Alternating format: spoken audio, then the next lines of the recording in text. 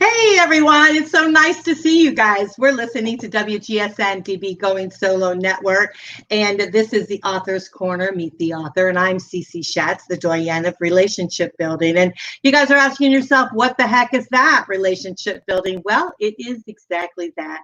It's really helping you build an environment around yourself where you feel comfortable, where you feel that you're loved and that you're embraced and that you can move forward in your life. And that's what it's all about. So what I do is I connect you with awesome people to get you to that point, to move you through in a way and in a speed that's good for you. And so we're excited to do that. So today with me, I have the Author's Corner, Meet the Author. I have a wonderful author, and we're going to talk to her because she is so interesting, you guys. I want you to hang on to your seat because she's wonderful. Let's bring her forward. We have Marta J. Papa, and she's the divorce whisperer. Welcome to the show, Marta. Thank you. What a nice introduction. Thank you so much. It's great having you. Well, Marta, you've been over 35 years in the legal industry. You're an attorney yourself, legal representation to those that have really gone through some of the difficult times in their lives. But you've got a twist on what you do, and which is why I was so excited to bring you here with us. You actually feel, and I'll let you share it yourself, but there's a different way we could get divorced. There's a different way we can handle it in a way where we can come together as human beings so that we can build a family, build a relationship with each other without a lot of arguing and all of this going on. So within the scope of things, you've actually written this wonderful book. I want to put it up here, 7 Secrets from the Divorce Whisperer, Saving Yourself, Your Money, Your Children During Divorce. So I'm going to turn it over to you because I'd like to know about your background, Marta. Sure. Why are you called the Divorce Whisperer? And tell us a little bit of how you got into doing what you're doing. Sure. Well, I'm called the Divorce Whisperer because of a medical condition. So about 2006, I have always been for over 35 years, I've been a divorce attorney and mediator. So about 2006, all of a sudden I couldn't talk. I had laryngitis, and I went to some very prestigious university centers, medical centers, and they couldn't figure out what was wrong. And they said, go home and don't talk for a year. And I was recently divorced. I had a child in private school, self-supporting, had my own law firm. And I said, that doesn't work for me. That's not an option. And so I went to Chicago. I was from St. Louis, Missouri. I still live here. And I went to Chicago to where my brother lived. And he said, come up here, go to this college, a university medical center up here, and let them look at you. And I did that. And lo and behold, I happened to find the doctor for the Chicago Opera, and all he did was vocal cords, and so he knew vocal cords, and he was able to go down and look at my vocal cords, which other people had done, but they couldn't see anything. And he went down with really good equipment, and he could see 2 tumors, one on my left vocal cord, one on my right. And your vocal cords have to actually come together to be able to make sound. And if they can't, you can't make sound. And mine could not come together because of the actual tumors sticking out. They were sort of like eggs. And so they prevented my vocal cords from coming together. So he said, we have to surgically remove these immediately, or you'll never be able to talk again. And once we remove them, it'll take 6 to 9 months, and you have a 50-50 shot that they will heal over with scar tissue to very evenly so that they'll come together again and you can talk again.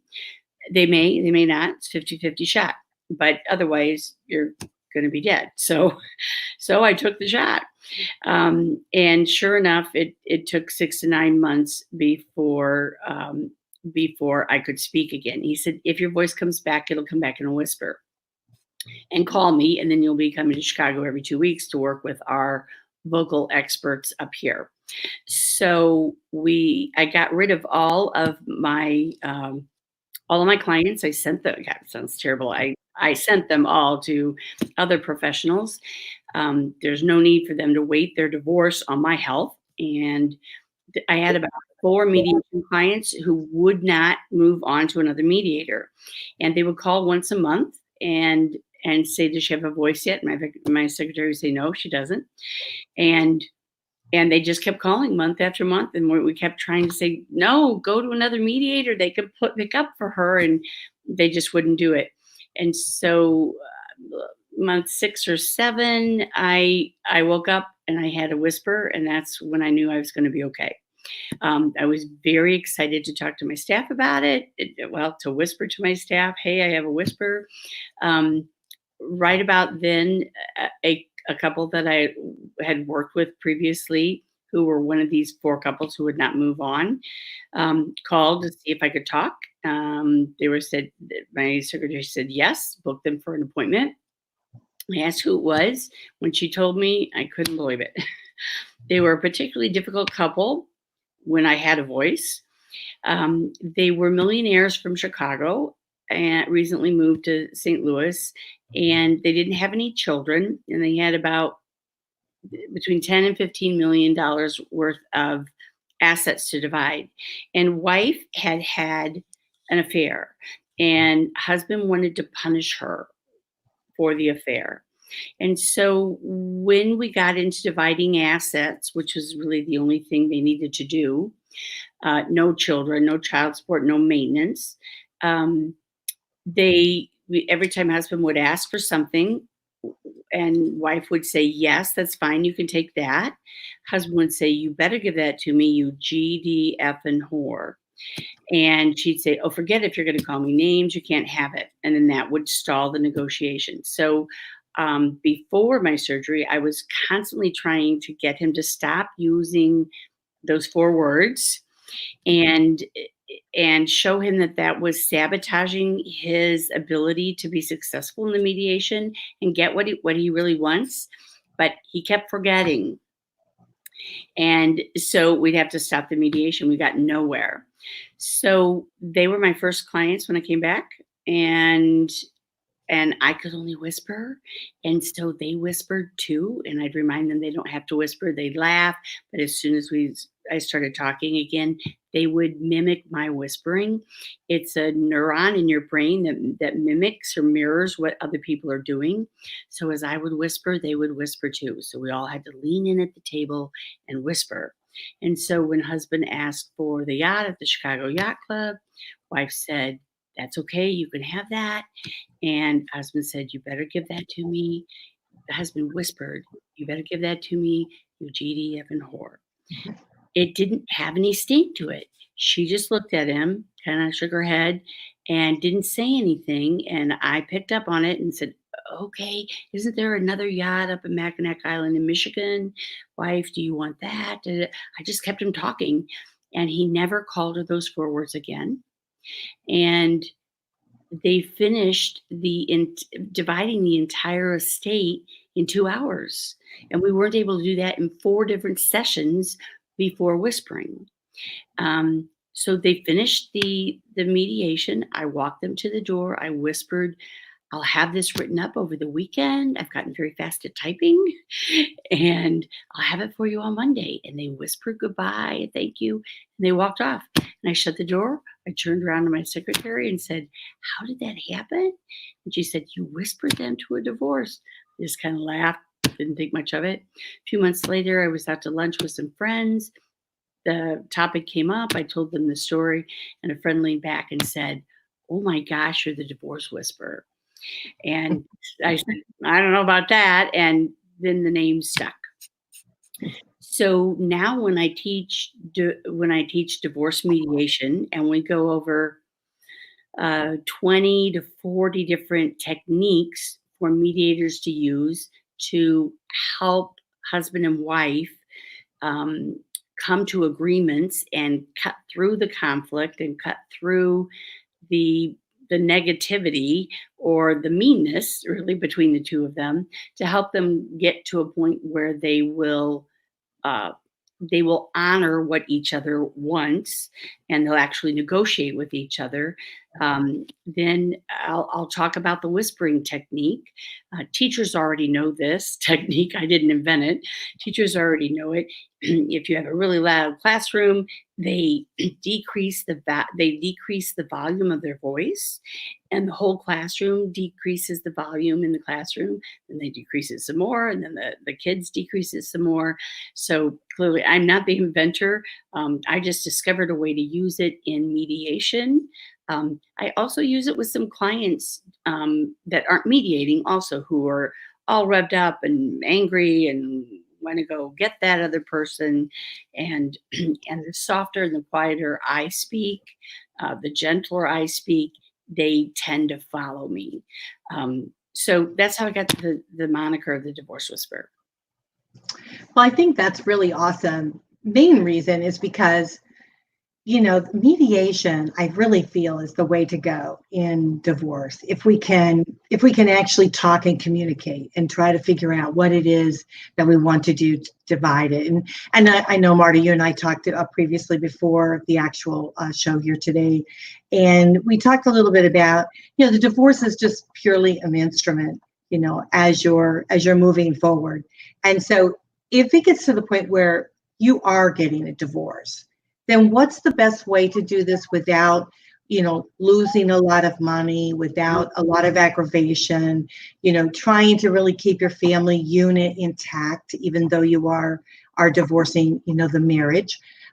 So it's really the way to go to be able to, the laws aren't going to change. I mean, the laws are still the way they are. So why can't we do it in a way where we can kind of hang on a little bit to ourselves? Yeah. I love how you put the divorce is really, it's really a tool. It's not where you're headed. It's not where you're going to stay. It's something that you move through. I love how you say that, because it's real. I think it's really true. I've done more than 14,000 divorces. I've helped more than 14,000 people get divorced, and they think they're just labeled divorce afterwards, and there's no recovery from it, and there is recovery from it, and I'll call them Jack and Jill. Sometimes it's Jack and John, and sometimes it's Jill and Joan, and there's all sorts of different ways, different kinds of relationships. But the most common is Jack and Jill, so I'm going to call them that. There's all sorts of ways Jack and Jill's lives move forward. They don't stop at the divorce. It is a place where their relationship is redefined. And if they have children, if they don't have children, Jack moves to Seattle, Jill moves to New York. They never have to deal with each other again. They just have to divide up their stuff, and they're on their way to a different life, and they never have to speak again. But if there are children, their family doesn't disappear in smoke. They still have family. They still are a family unit. They're just going to operate differently. And what they can do in mediation is figure out how they're going to operate differently. We don't, when I litigate divorce, we don't talk about that. We don't, it's get as much as you can for the other person, or for your client from the other person. Get as much as your client wants, get them whatever they want when it comes to parenting and child support. And then you're done. And then that divorce is over, you're done. You'll probably never see them again. That's how it is in litigating. In mediating, the focus is totally different. It's not about winning for your client. Nobody wins. Jack and Jill figure out, because the mediator directs them there, how are they both going to live in the same zip code and parent their children in a positive manner, not interfering with each other until their children are old enough that they don't need parenting. And that's a long time from now. And how are they going to do that in a cooperative manner? If they can't do it, then their children are the ones that are at risk. Their children are the ones that receive the fallout of their anger and their refusal to work together. And they can't be selfish and say, well, I'm just not going to talk to you anymore. That all falls on the children, and that is the best way to really mess up your kids. Yeah, I totally agree with that, because it's not just not your child, it's generations to come. Yes. And so I don't think people really truly understand that. And so as we are progressing in our lives, as we handle our emotions, as we handle some difficult times that are in our lives, things evolve, things happen. Our children get involved in that. They see how we handle it. Mm-hmm. That then carries down into their way of child rearing, then that carries down into the next generation. Right. And so what we're trying to do today, Marta, and I think you are in total agreement, we're trying to change the world as it is today. We're trying to change the universe of divorce. Yeah. Because we're realistic. We understand that marriages, sometimes they don't make it. Yes. And so if they don't make it, doesn't necessarily mean that two parties are the bad parties. It just means, how do we get through this now? Right. And salvage what we have, because we did love each other at one time. Yep. So how do we salvage that? And how do we bring it to our kids to let them know that, I don't know what happened in between here. Life, I guess, happened. Mm-hmm. But your mom and I love you. You were, developed from love. And so let's try to continue that on. And so I wanted to bring forward your book, because I just loved your book. It's right here, everyone. If you can see it, the lighting thing. Yeah. But, Marta wrote this wonderful book, and it's 7 Secrets from the Divorce Whisperer. And on here, you guys can't see it, but it says saving yourself, which I think is number 1, mm-hmm. Saving your money, your children, during divorce. And I think that is really the essence of this book. And I started reading this, and it was difficult for me to put it down, but I have to sleep at night. So, so I had to stop. But I really do like it. I would recommend it because, there's things like here. Let me just share this one with you. It says, it's up to you and no one else. Where do you read that in a book? That, really you are the one that makes the decisions in your life. So why not, make ones that aren't so, where we're having to deal with conflict and anger and, so it's truly a great book. So what made you decide to write a book like this? Because I know you're successful in your own right. You don't necessarily have to sit down and put pen to paper and do this. So what possessed you to go within your heart and write a book like this? A couple of things. I got divorced after 15 years of marriage, and our daughter was about 11 years old at that time. And I was already a divorce lawyer, so I knew the law. My former spouse was a personal injury attorney, and so he was a lawyer, but he didn't know divorce law. So I knew a lot more about divorce law than he did, but I was still scared to death. I was so afraid. I was so intimidated. I was so scared, and I was so worried about our daughter. And so I just, and this was before Amazon books. And this is when you'd go to Barnes and Noble. And so I went to Barnes and Noble, and I just started searching the racks for divorce books. And I already knew the law, so I didn't need that. I was looking for something that would help me through the emotional trauma that I was feeling, and I couldn't find it I couldn't find what I was looking for. And so at that time, that encouraged me to make decisions, and that I had the power to make those decisions. And so at that time, I thought, I'm going to write this book. I can't do it right now, but I'm going to write the book that's missing from the shelves. And then I'm going to put the legal information in it too, because most people that need to read this, or that this could be helpful for, they also need the legal information. I'm unique in that I also happen to have the legal information. So I'm going to put the legal information in there too. And then when I decided to do it, I decided to do it at that time. But then when I actually did it, I'd had a particularly bad day in court, and I was mentioning it to a friend over dinner, and I was complaining about our legal system. And she said, she pulled a pen out of her purse, and she said, wait a minute, I was complaining. She pulled a pen out and paper out, and she said, okay, keep complaining. And how would you have liked for it to have come out in court?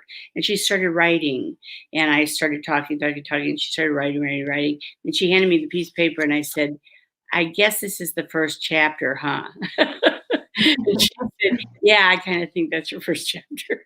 Because I had talked with her several times about writing a book. So that was the beginning. And I started then, and it was 5 years of Sundays before I finished it and got a publisher.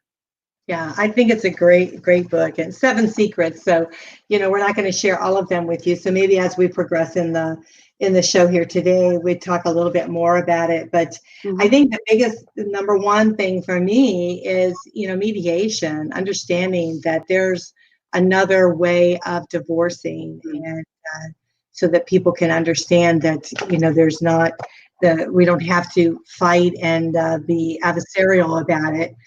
If that's truly what's going to happen in our lives. And so I think that's tremendously important. So tell us a little bit about, I know that you started your career being an attorney, but then you took it to another level with regards to understanding the emotions that people go through in divorce. So can you share with us a little bit about that? Yeah, sure. I started out as a trial lawyer for United Airlines in Chicago, and I represented them whether I believed they were innocent or guilty. You represent your company, and I realized how many cases we won because we were bigger and we had more attorneys. We had like 35 attorneys on staff in-house, and we just had the attorney power to outpower smaller people or smaller law firms. And I thought, well, that doesn't seem fair. We should be winning on our own rights. And we also had cases that we won, but we lost the relationship with the person that we won against. So, for instance, somebody that gave us jet fuel, that sent us jet fuel from New York, if they were late, we got in trouble for it by the FAA. We got fined because we were late getting it in the plane and late pushing back from the tarmac at O'Hare, and so we got fined for it. And so we would sue them for it because they were late getting it to us, and they would say, "Okay, forget it. We don't want any contracts with you anymore." And then we wouldn't have any jet fuel.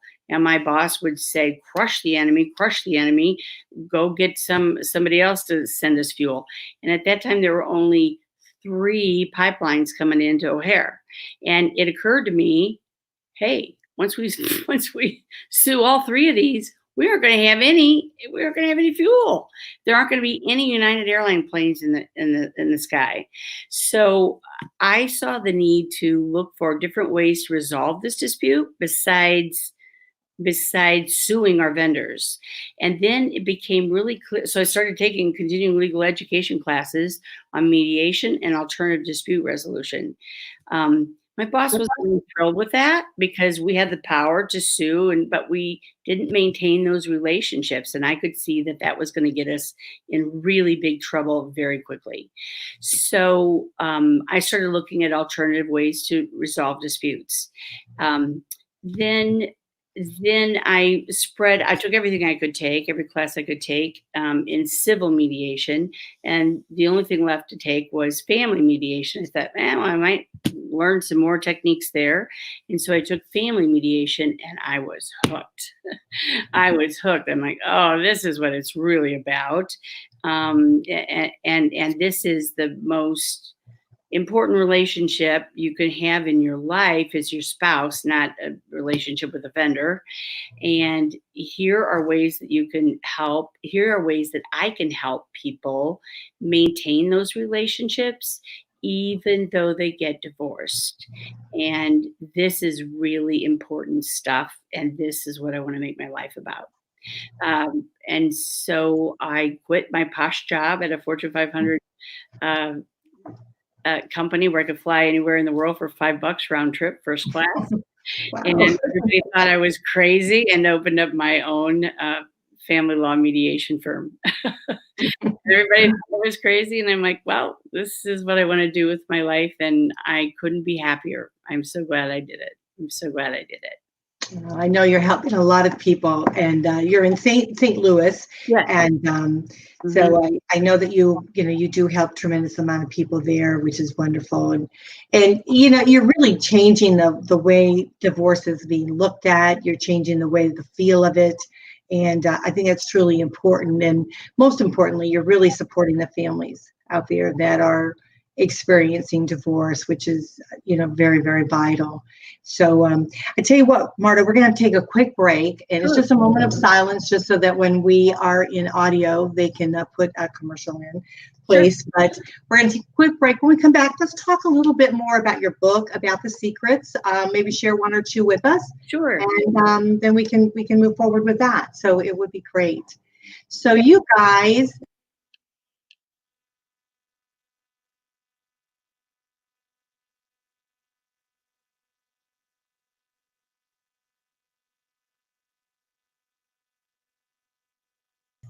There we go. I lost myself. I got lost in the whole thing. Hey guys, I'm sorry about that, but you know the way it is here with going solo. We just got to roll with the punches. But so you guys, we have Marta with us, Marta Papa, and she's absolutely wonderful, and she's the divorce whisperer. We're going to get right back with her. We're going to talk about her new book here. It's the 7 Secrets of the Divorce Whisperer, saving yourself money and your children during divorce, and that's so important, as we're going through it.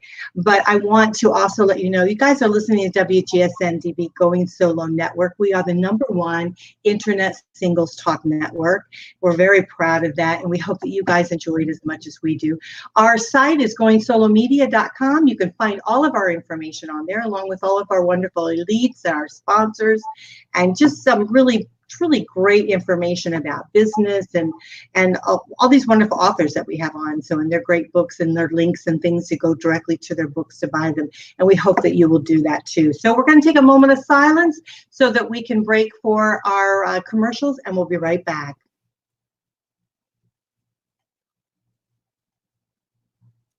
Okay, we want to thank you so much for joining us here on WGSN-DB Going Solo Network. We're listening to the second part of the Author's Corner, Meet the Author. And today, of course, we have a wonderful author with us. We don't want to waste any time because she's a beautiful lady. She's all the way from St. Louis. She is called the Divorce Whisperer. Welcome back, Marta. Thank you. Thank you. It's great having you. Marta Papa, she's been in the business for, over 35 years. She's helped people through divorce, through some of the difficult times in their lives, really embracing a new way of, and I don't want to say new way because it's been around forever, mediation. I know that I'm from Florida, and so Florida, it's a requirement to do mediation, but we can divorce through mediation without actually doing the adversarial part of it. Can we not, Marta? Yes, that's true. That is the bulk of my clientele.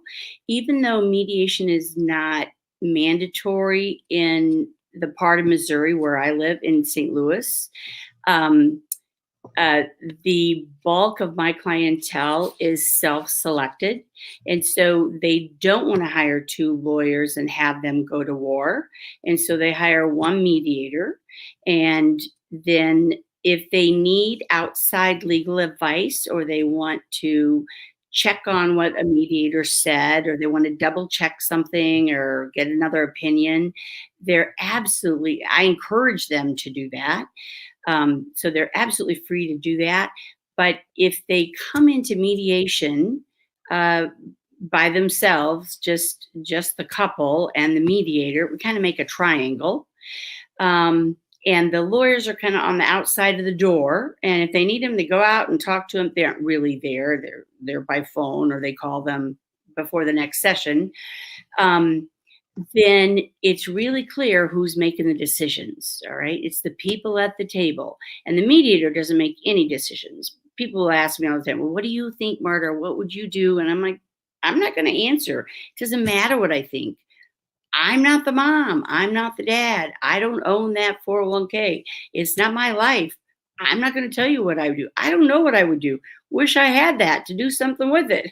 I don't have one of those. So I don't make decisions for you. This is not arbitration. I don't decide anything for you. I just provide the place and the opportunity for you each to hear each other, so that Jack can hear what Jill is saying her needs are.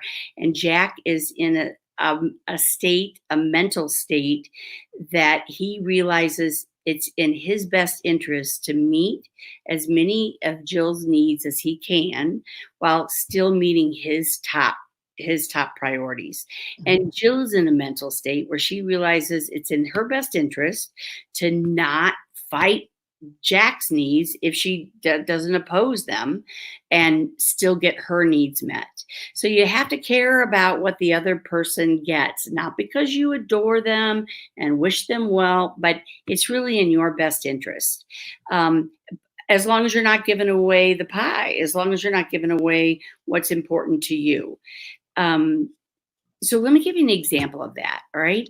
So I'll have I had a woman, actually it's in the book, I think I call her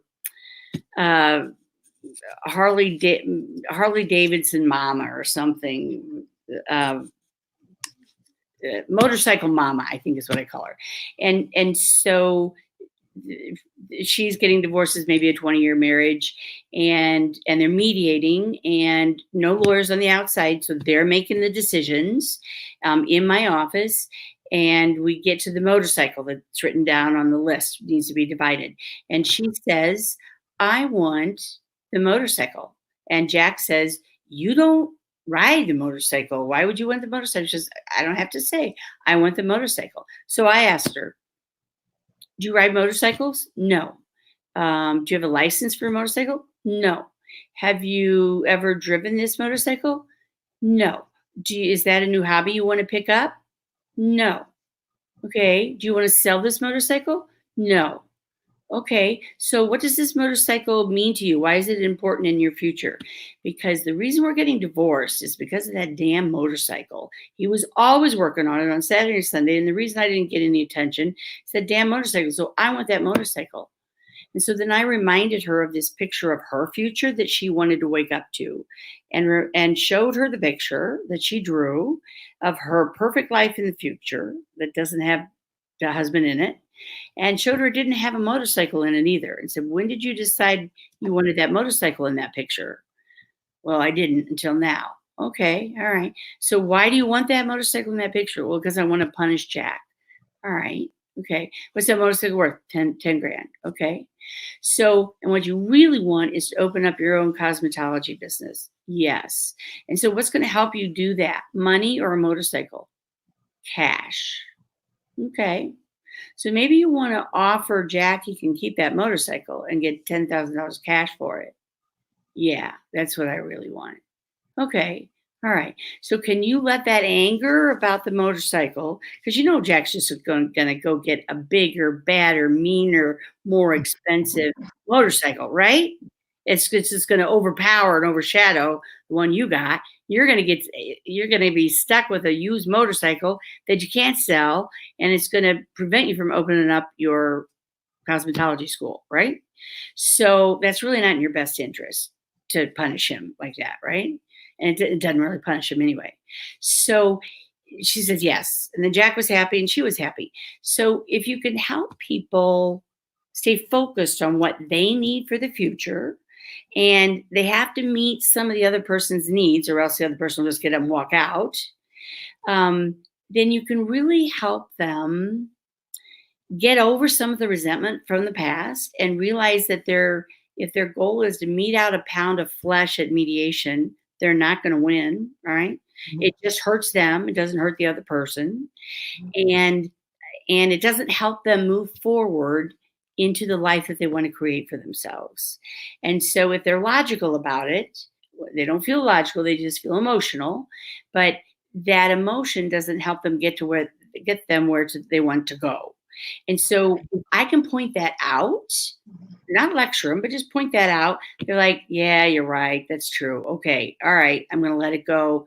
But I think I want $15,000. And typically Jack will say, how about 16? And I'll write the check right now and shove it over to her. Right. Because he really wants that motorcycle. So that's what mediation can do. That would take 5 months of fighting for 2 lawyers to do and cost more than $10,000 the value of the motorcycle. It was more than $10,000 fighting over that motorcycle and 5 months of these people's lives when she didn't really want the motorcycle at all. Right. But nobody it cost them emotions. Tremendous. It's like a roller coaster ride. Yeah. On this. And so it saves the tremendous amount of emotion. So you're totally right. There was also a couple of things in here too in your book, which I thought was really great. It talked about being a dad. It talked about couples, the attitude, essential tips for helping your child before the divorce, which is very important. It also talked about collaborative divorce, and we don't hear about collaborative divorce very much.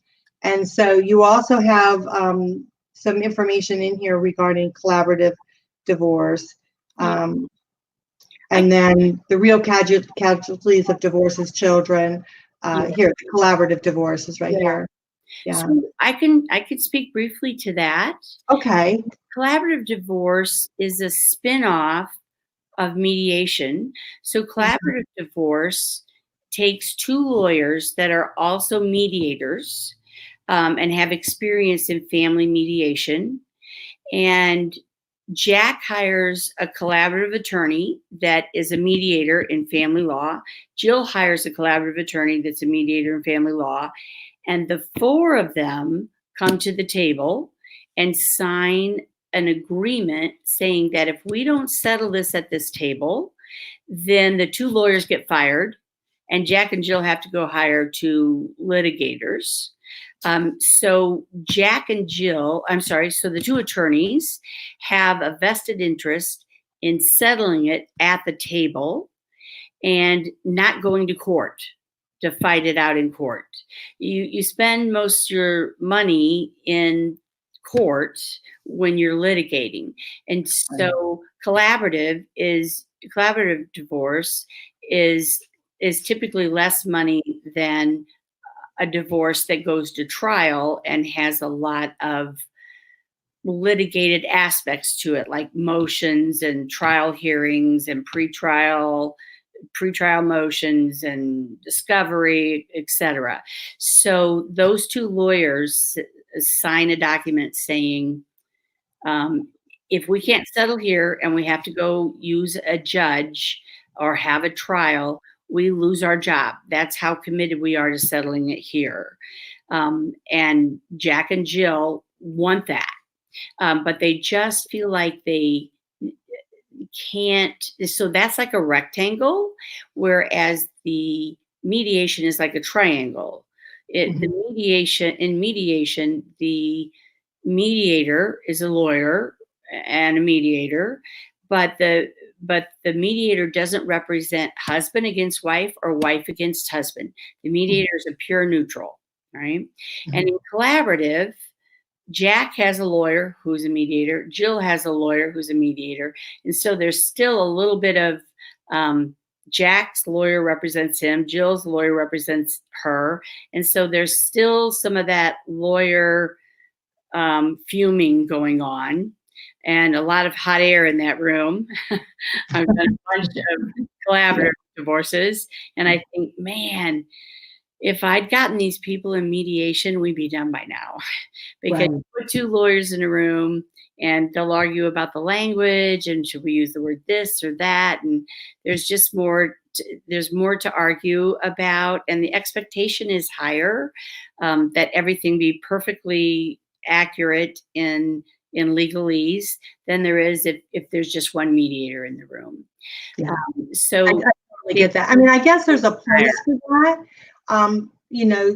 If there's still, and maybe it depends on your assets, or maybe it depends on the conflict of personalities. Maybe you need something like that a little bit when you have a conflict of personalities. And those that are divorcing ones with conflict of personalities totally understand what I'm talking about.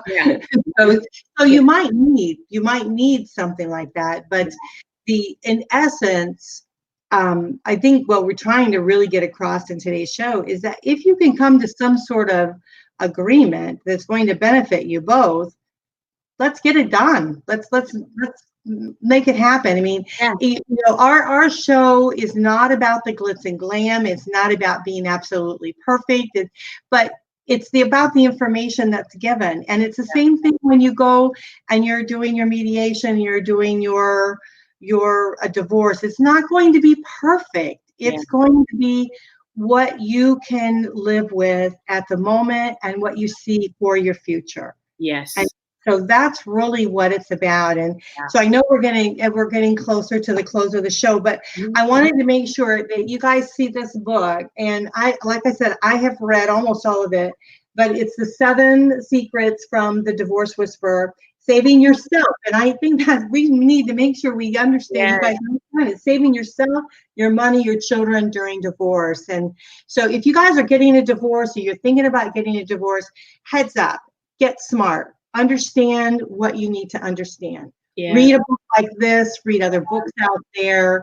If you don't know your laws, understand your laws. The best person that can really represent you is yourself. And so I think, understanding and being able to then have a mediator like yourself, Marta, you can work together on making it happen. Yeah, absolutely. One last point, the mediator, a well-trained mediator is well-trained at balancing the power in the room. And so if one person has more power or knowledge than the other person about a 401k or stock options, then it's the mediator's job to empower the person that doesn't have as much knowledge, right? And it might not happen in the mediation room. They may send the person to a financial planner or whatever. But a lot of good can happen from that too. So just because you don't have as much knowledge as your spouse has, it doesn't mean you have to use collaborative law. It's the mediator's job to balance the power. And if you are in mediation and you don't think that power is being balanced, then quit, go to collaborative law. But you don't have to be exactly equally powered to go into mediation. That's the job of the mediator. That's excellent point. And I think that's really, truly the essence of the benefit of mediation is that it does equal that out for you a little bit. It helps clarify, some issues and stay on point, stay on task of what it is that you want to try to accomplish. And so that's awesome. Marta, I put your information up here so everyone has it. It's marta@consideringdivorce.com. And then your website is consideringdivorce.com. And your phone number is 314-862-0202. Yes. Your phone number again is 314-862-0202. She's in St. Louis. So, if you guys are in that area, or if you just want to call her, Sure. I'm sure she'll take your call and help direct you to where you need to go. But it's really important. And again, I want you guys to go out, buy this book if you're looking at divorce, because I think it's important. It's 7 Secrets of Divorce right here, Whisper, saving yourself, your money, your children during divorce. So it's very, very, very important. It's an easy read. I mean, it's an easy read. Yes. Yeah, it's a very good book. So it was written for a Sunday afternoon read. Yeah, absolutely. So not taking medication and then trying to read it when you sleep. But no, it's super, super great. I thought it was very good, very, very well written. So, all right, Marta, so any closing words that you would like to share with our audience today? I would say my biggest goal is to change the way people divorce, where they're making the decisions. Lawyers aren't making the decisions for them. Judges aren't making the decisions for them. They're making the decisions for themselves, and they figure out a way to coexist and co-parent so that their difficulties with each other don't fall onto their children. Well, very well put. Very, very well put. Well, I know we have already twisted Marta's arm. She's promised to come back and share some information again with us about divorce and also about, moving through, because you all know that here on Going Solo, we really do pay attention to the essence of our lives and as we're doing that transition. And so we have all found that as we're doing the transition, we're going into dating, we're starting to date, this and that, we still kind of go back to some of the issues that we've had in past relationships. And so Marta's agreed to come back and help us a little bit with sorting out some issues that might arise. Of course, she's a family law, divorce litigator. She specializes in divorce mediation, child custody, visitation, all of that goes along with it. And so there's going to be a lot of issues that as we transfer and as we transition, I should say, in our lives through divorce, there's going to be other issues that are going to pop up, that we need help along the way. So Marta's agreed to come back. So thank you for that. Yeah, you're wonderful. My pleasure. Yeah, I really appreciate you. And again, everyone, if you want to send her an email, it's marta@consideringdivorce.com. Her website, check it out. It's consideringdivorce.com. Her phone number is 314-862-0202.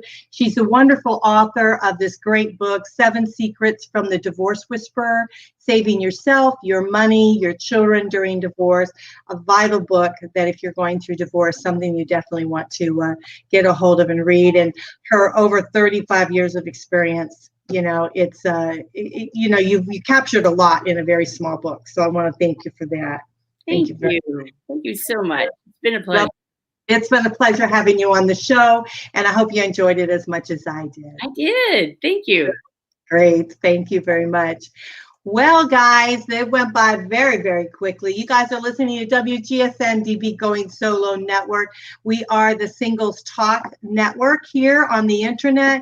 You're listening to the Author's Corner, Meet the Author. We had a wonderful author today, Marta J. Papa, and she's from St. Louis. She's the Divorce Whisperer. She's got a wonderful book again, 7 Secrets from the Divorce Whisperer, Saving Yourself, Your Money, and Your Children During Divorce. I hope you enjoyed it as much as I did. You guys can contact us right here on goingsolomedia.com. That's our website. We've got all our information up there. We hope that you'll check it out. All of our wonderful hosts that share with you each and every week. Again, if you want to email me, I'm at goingsolonetwork@gmail.com. Again, I'm Cece. I'm the Doyenne of Relationship Building. And I love you. I hope you enjoyed the show as much as I did. It's a joy to be here. And I look forward to seeing you next week. Same time, same place. Bye for now.